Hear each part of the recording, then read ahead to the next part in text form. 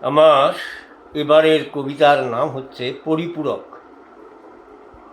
আমার ভুবনে প্রেম মোড়ে মোড়ে বেঁচে উঠে, কলিকা যেমনই তিলে তিলে বেড়ে ফোটে।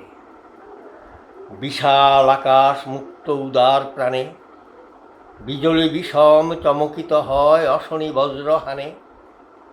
নীরবে সয় নীরবের উদারতা, বক্ষ চিরিয়া রক্ত খরায়, মুখে নেই দুঃখ কথা।